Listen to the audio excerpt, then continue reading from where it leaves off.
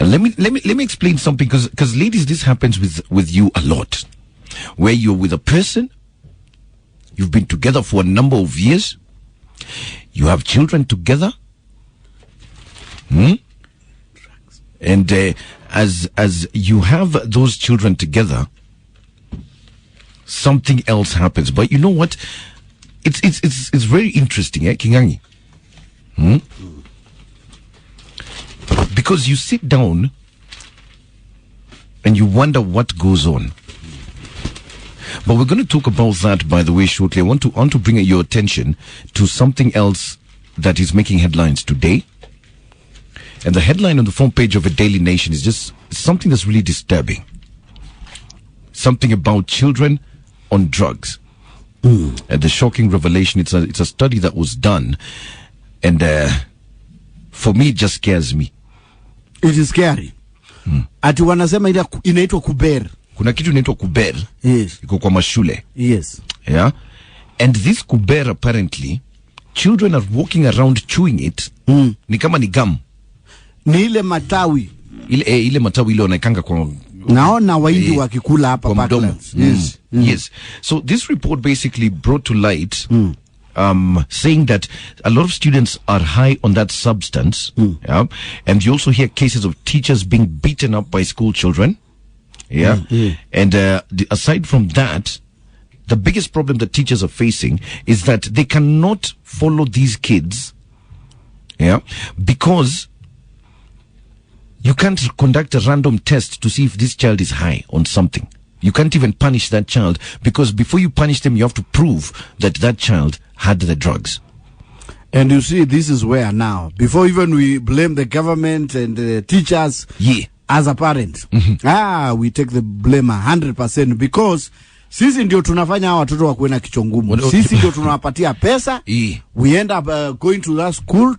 Tunakosana na walimu very harshly. Yes. We demand transfer for some of those teachers. Yes. As parents. We are raising gukuta. We are raising gangsters.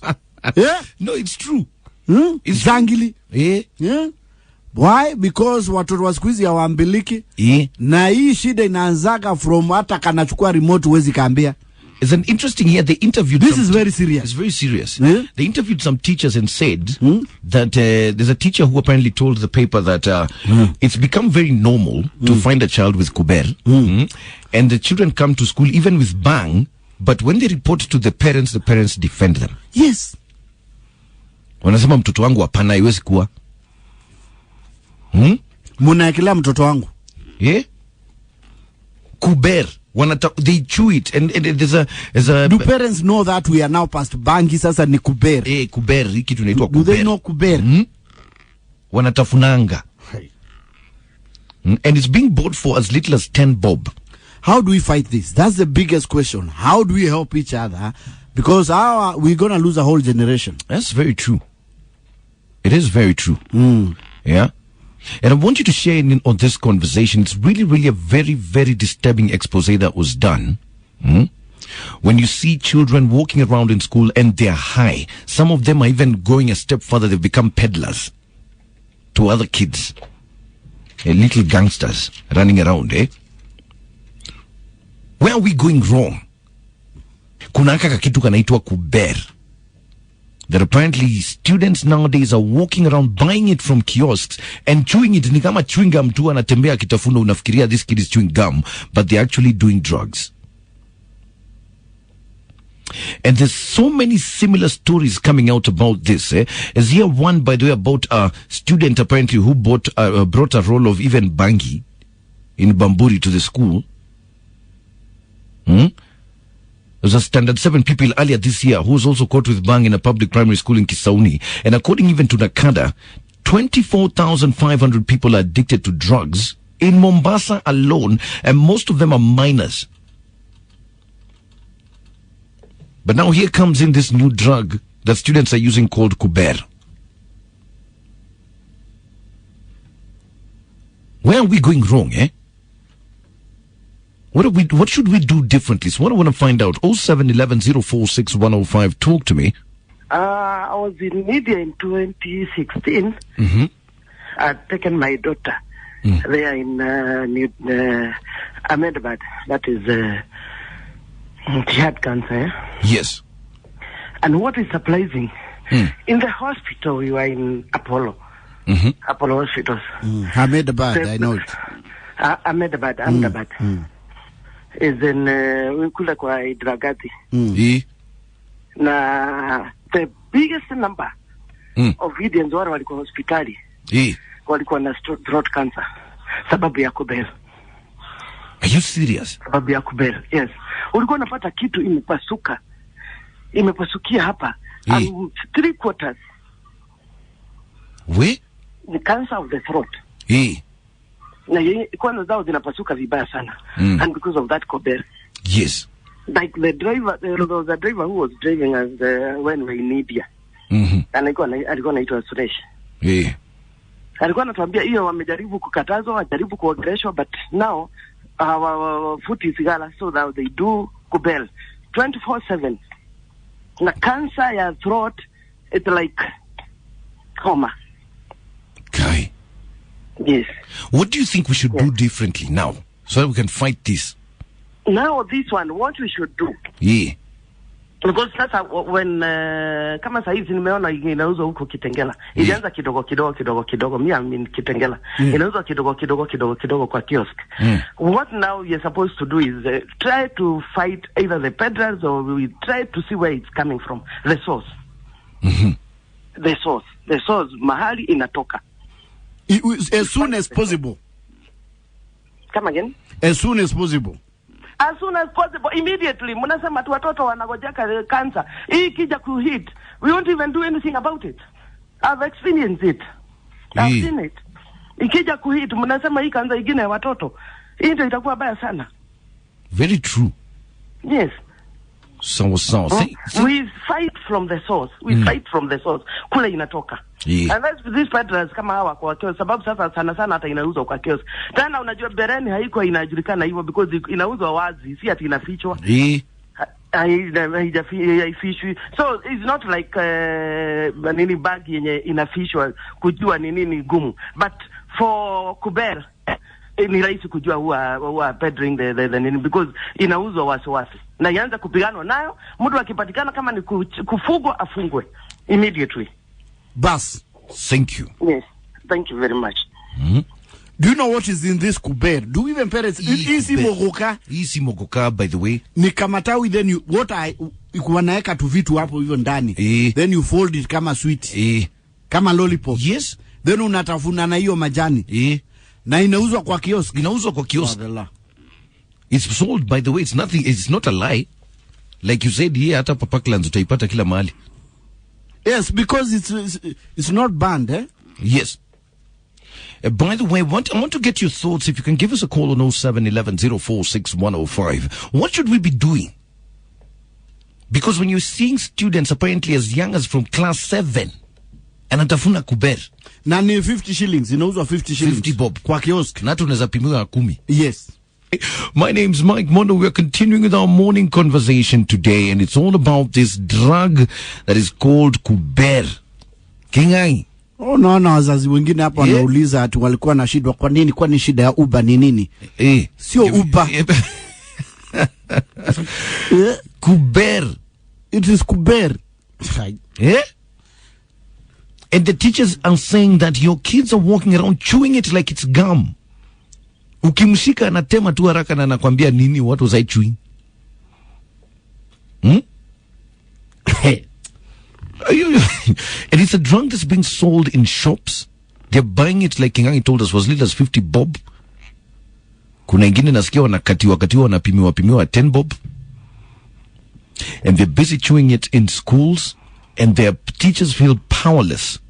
And that's why I'm asking this morning, what are we doing wrong and how can we change this? Because we need to discuss this very serious matter. 0711046105. Talk to me, eh?